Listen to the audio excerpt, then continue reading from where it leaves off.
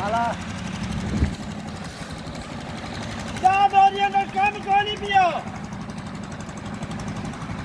Baru jalan baru